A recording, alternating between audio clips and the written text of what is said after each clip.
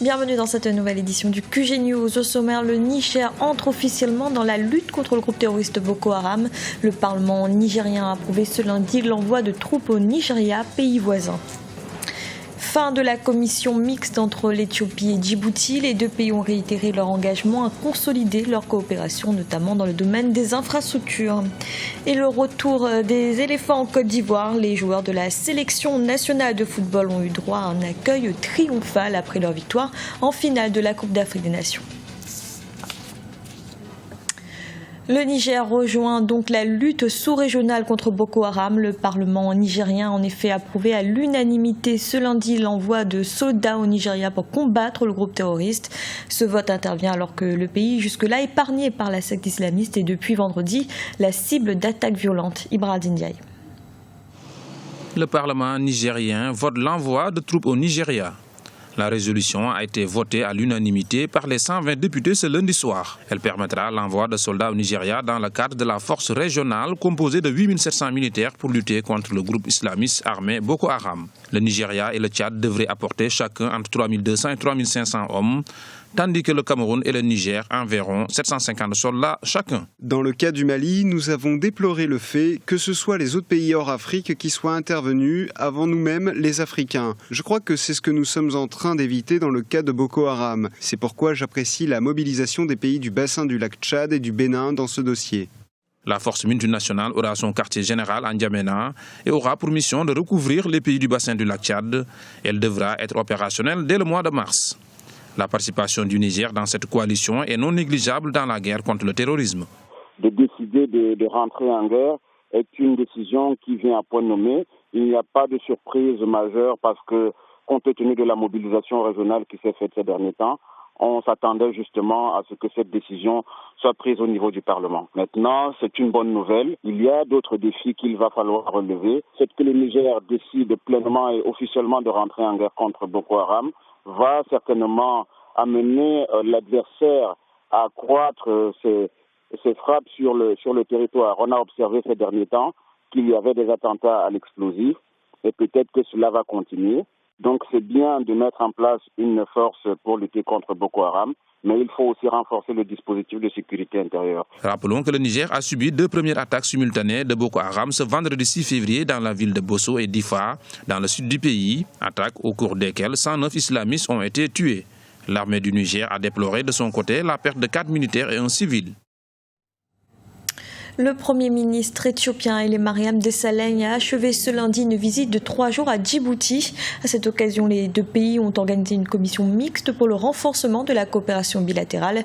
L'accent a été mis notamment sur l'interconnexion des infrastructures. Ibrahim Ndiaye. Renforcement des liens de coopération entre l'Éthiopie et Djibouti. Le Premier ministre éthiopien Haile Mariam Desalegn était en visite de travail à Djibouti du 2 au 9 février.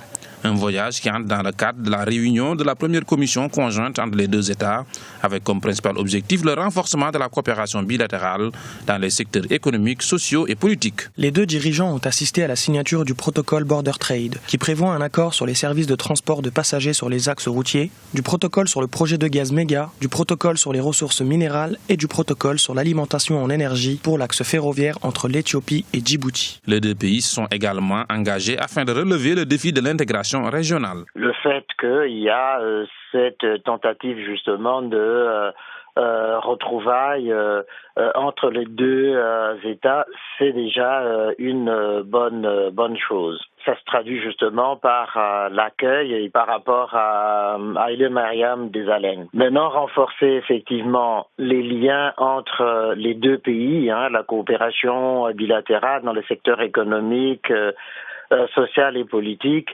ça va dans le bon sens, d'autant qu'il y a des interconnexions au niveau des populations entre les deux États. La lutte contre le terrorisme dans la Corne de l'Afrique, afin de garantir la paix et la sécurité dans cette partie du continent, était également au cœur des discussions.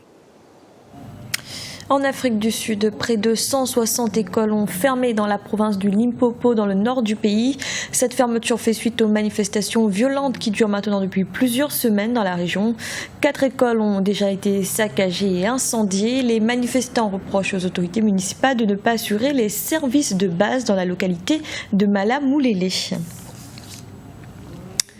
Dans l'actualité également, le Zimbabwe veut s'employer à résoudre l'un de ses paradoxes miniers. Le pays possède en effet le deuxième plus grand gisement de platine au monde, mais ne dispose pas d'infrastructures sur place pour l'exploiter. Un projet avec un constructeur russe va donc être lancé. Il prévoit la production de 10 millions de tonnes de minerais par an. Kessie Webi-Martel. C'est l'association la plus importante entre le Zimbabwe et un pays étranger depuis l'indépendance du pays en 1980. La Société nationale Penn Investment et l'organisme russe Afronet ont commencé les travaux de la première raffinerie de platine au Zimbabwe. Un projet qui se chiffre à 3 milliards de dollars et qui s'installera sur le gisement de Darwendele, à 60 km de la capitale Harare. L'exploitation devrait à maturité pousser la production de platine nationale à 28 tonnes par année. Une donnée conséquente quand on sait que la production annuelle mondiale de platine ne dépasse pas les 230 tonnes. L'avènement des Russes sur la scène du platine au Zimbabwe apportera 250 000 onces, soit plus de 7 tonnes supplémentaires à notre sortie courante évaluée à 430 000 onces, soit 21 tonnes au cours des 36 prochains mois. La première phase d'exploration a commencé en 2014 et s'étendra jusqu'en 2017. La capacité du gisement de Great Dyke est estimée à 1134 tonnes.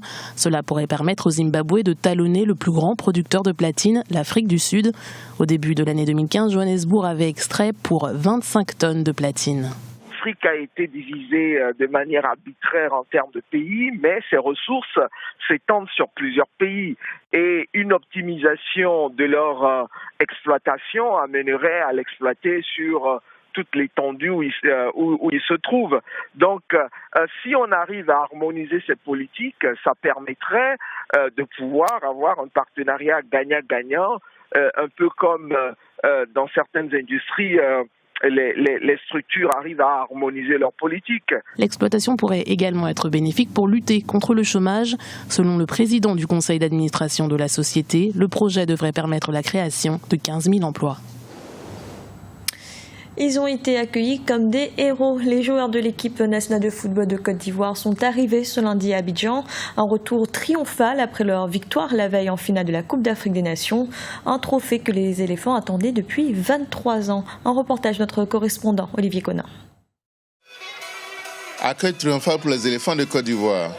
Les champions d'Afrique ont reçu l'hommage de leurs supporters dans un stade de Félix Houphouët-Boigny complètement bondé.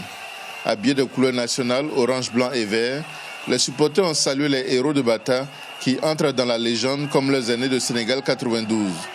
Les joueurs ont fait un tour d'honneur en compagnie du président de la République pour montrer le trophée remporté de haute lutte. Quel bonheur!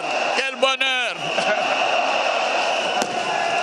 Pour les joueurs, remporter la Coupe d'Afrique des Nations est évidemment un grand moment de leur carrière après des années d'échecs. Ils ont notamment perdu la finale en 2012, déjà en Guinée équatoriale. En 2013, en Afrique du Sud, ils ont été éliminés en quart de finale. 2 ans plus tard, ils sont champions d'Afrique. C'est merveilleux. C'est merveilleux. Je remercie Dieu pour ce moment. Comme mon fils a dit, je suis un Djaï. Mesdames et messieurs, votre intention, s'il vous plaît. Tranquille. On va à la foule. C'est magnifique. Il n'y a pas de mots, il n'y a pas de mots. C'est incroyable, quoi. Voilà. Les éléphants de Côte d'Ivoire n'ont jamais douté du soutien des supporters. Dans la défaite, ils n'ont pas tourné le dos à l'équipe. Les joueurs leur dédient ce sacre continental qui leur donne désormais un palmarès indiscutable. C'est magnifique. Merci d'être venus. Le plus important, c'était de prendre le trophée. Et puis on l'a fait. Donc on rend gloire à Dieu, on lui dit merci pour ce qu'il est en train de faire pour nous. Et puis on ne fait que profiter de ce moment. Et puis laisser les choses faire. Première canne, premier trophée. Je suis très content. Je remercie le Seigneur Jésus-Christ pour tout ce qu'il fait pour moi et tout ce qu'il fait pour toute la Côte d'Ivoire. Nous sommes très contents. C'est incroyable. C'est incroyable. Nous sommes très contents. C'est la deuxième fois que la Côte d'Ivoire remporte la Coupe d'Afrique des Nations de football. La première victoire remonte à 23 ans. C'était à la CAN 92 au Sénégal.